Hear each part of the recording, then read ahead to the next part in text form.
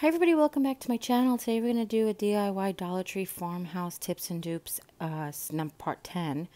I saw this cute little keep the change sign and I really wanted one for my house, but of course not for $25 starting. Oh, this one starts at $20 and then this one it starts at $25 or some ridiculous price.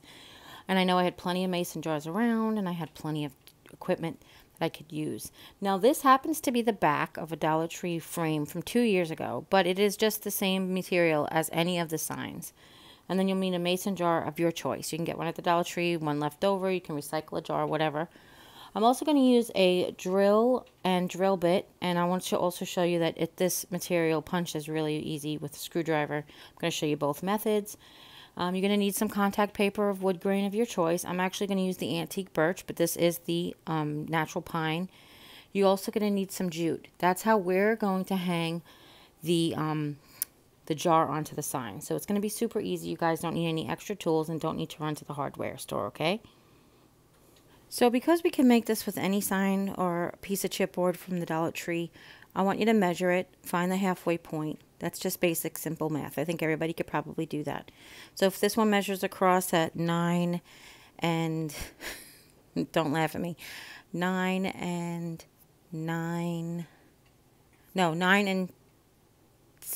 10 sixteenths, I think it was. Then we just go ahead and subtract, find the halfway point. You can also just use a piece of paper. You know how to do that? You hold the piece of paper, match it to both ends, then fold it in half if you really don't want to do extra.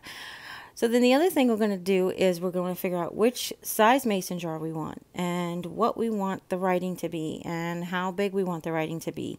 All of these things are really going to determine where you place your mason jar, what size mason jar you use, that sort of thing. I wanted to make sure that the mason jar was hanging on the sign. Now, I have seen some others. I only showed you guys 2 examples, but there are lots of examples out there. And the way that I like it is that I like the whole jar to be over the sign, on the sign. And I opted to go with this little one. Actually, when one of the samples that I probably should have showed you guys was actually using a short mason jar, like a half pint size, and it was hung on with jute, which is where I got this inspiration almost directly from. So now that we have the halfway point, you have to figure out your size of your jar. I showed the string method to figure out the quick circumference. You don't have to do any math.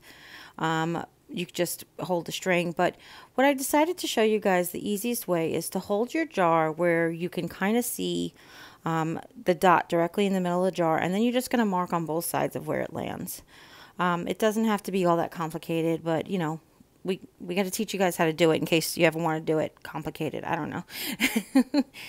And then you're going to mark on both sides of the jar exactly where you want it to hang, and you're going to mark exactly where you want to drill. Now, if you're using a sign and you don't remove the backing, we're marking on the back side of the work, okay? Of the finished product. Since we're going to cover it in contact paper, be mindful of which side you're marking on, I guess. And it's not the marking part, it's that with this chipboard, when you punch the hole, it won't make a smooth hole on its exit wound. It's only on its entrance wound. So you want to punch it on the whatever side. Yeah, that. You guys know what I mean. Just be mindful that when you punch through this or drill through this, that it's going to stick something, come out the other side. So if you're going to cover that in with contact paper, otherwise you can cut it off, which is what I'm doing here. Not doing here, I'm sorry, which I'm going to do here in a second.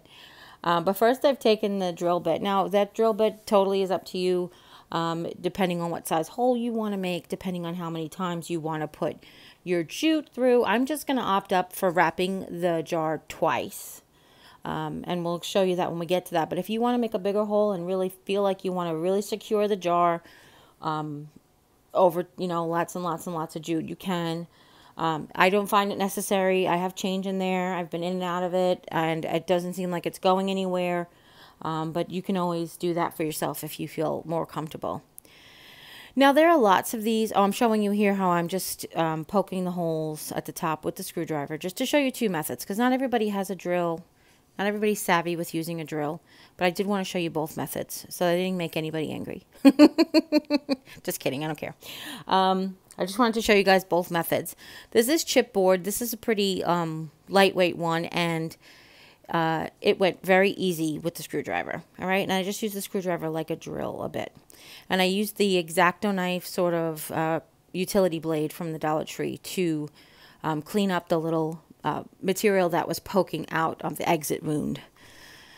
Now I am wrapping this in contact paper. I wanted the grain of the wood of the contact paper to go with the long ways of the board, but again, you do you. I'm only going to overlap it about 1 inch to 1.25 inches on each side, and that's not important. If you're giving this as a gift and you want to make a pretty back, you know, you can keep that in mind and cover the front and the back, but I'm not going to. I don't find it necessary. It's just for me. So just like we cover everything with contact paper, we're going to line up with the lines, and I'm just going to rub the, I do that like pre-fold where I crease the contact paper, and then of course the board moved on me, stinker-rinky. But then I lined it back up. I peel back one of the corners of the paper, line it back up with the measurements, flip it over. Now that the contact paper is in place, I can slowly peel it as I rub on the diagonal, as I slowly peel the paper back. I know we've done this lots of times with lots of different projects, but hey, maybe this is your first time watching a video with me. Hi, I'm Jeri-Ann. And you're just going to go very slowly, make sure there's no air bubbles. There are little spots that you just see me touch right there. That's where the holes are. So I press them down with my fingers extra. And then we're going to turn it over. Now, we've done corners a lot of ways. A lot of different projects had a lot of different corners. But this one we're going to do is we're going to cut on an angle. So you see there, you just don't want to cut directly to the edge of the wood. You want to leave about 1/16 of an inch. Because if you cut directly to the edge of the wood, you probably will expose the corner of your underside material. But I'll show you, if you happen to cut it too long, there's a way around it. All right. I think I started this with the top and bottom, and then I'm going to finish with the side to side. So that's how I like to do it, is I like to take the fatness of my hand and I like to rub it over from the good side to the bad side. And once I have a nice crisp edge over there with no bubbles, then I wrap it around the back, and then I affix it to the back and I pull it tight and all those things. All right, and then we're going to do the sides. Now, if you are finishing this for somebody and you want to put something on the back, we have lots of tutorials. Not really lots. There's a tutorial on the Country Crate that shows you how to do 2 layers and to clean up the back if you want, which you can do if you want. But I think that looks pretty good. Now before I poke the holes. You can do the poke the holes if you want to. I just didn't want to give it a chance to come away from the material without the strings in there. So now I'm determining what I want to say and how I want to say it. So I wanted to show you that they have a variety of different letter stickers at the Dollar Tree. They also have stencils at the Dollar Tree. So we've talked a lot about handwriting, verbiage, how to get the words on there. We've done wall clings. We've done transferring. We've done all different kinds of methods. But for this project, all I'm going to do is I'm going to handwrite it with a paint pen. I'm actually not even using a paint pen. I'm using a chalk marker. And this is a washable chalk marker that I have for my bulletin boards. What I did was I got down all my white markers and I'm testing them on the back of the contact paper. And again, this is just for me, so I can test it on there. If you're giving it as a gift, test it on a scrap piece. And I want to see which one shows up the best. Okay? So at first, the white paint pen showed up the best. However, it died on me very, very soon into the project. And you'll see that in a second. But my tip was going to be to get a white paint marker, a white chalk marker like this, a washable one. What you can do is you can use it to test out your writing. Okay? Basically, you can freehand it with the white chalk marker, and then you can go back over it with paint or a more permanent white marker, or any of those, or stickers, or wherever you want to line it up, you know, however you want to write it. So I've just taken a straight edge, and this is just an old piece of photo paper, and I've lined it up with one side, and I figured about where I want to, about where I want to space it from the left to right. And then I knew that I wanted to make it like keep, and then off of the, to the right was the, and then underneath keep was change. That's just the way I envisioned it in my head. But if you want to line them underneath each other, just be in mind how big your letters need to be for you to have the spacing above the jar, okay? So as you can see, that white chalk marker started to die on me, so I'm just going to go with the washable one. And what I do like about the washable one is like, first of all, if you make a mistake, you could fix it. Second of all, if you change your mind, what if like someone comes up with a really clever something in 2 years and I want to change it? Well, I'm going to change it. Now this is hanging by my washer and dryer. I don't have kids and I don't run the washer and dryer constantly. If you run your washer and dryer constantly, or your washing machine is in a humid room, or you live in a humid part of the country, I would take packing tape and I would secure the back of the contact paper with packing tape. The reason I would do that is because this isn't the super stickiest contact paper ever, which is great when you want it to be forgiving, but it's not really great if you want to hang it in your humid laundry room, if you understand what I'm saying. So that's the only tip that I have, other than if you have this really hot, humid laundry room, you don't want to use a chalk marker like that that's washable. You want to use something more permanent, because this with humidity may make the chalk bleed. It has never in my kitchen. Like I said, I use this on my menu board on the inside of my door. I'm sorry, the inventory board on the inside of my door. And it has never like dripped with the humidity, but that doesn't mean it won't. And maybe your laundry room is more humid than my kitchen, okay? So one of the things that my art teacher taught me back in 1985 was when you're drawing a figure, if you turn, copying from a paper, you turn it upside down, you focus more on the shape and the figure than you do, the shapes and the lines than you do the actual figure. And I decided to do that for this, this board. And the really reason I did that was because the bottom was still wet, so I wanted to attack it from the top. But I basically just done like the calligraphy lines, where I've made the up and down lines thicker, okay? And I kind of done the ones that go from the top right to the bottom left. I tried to make those thicker, like at least twice the thickness.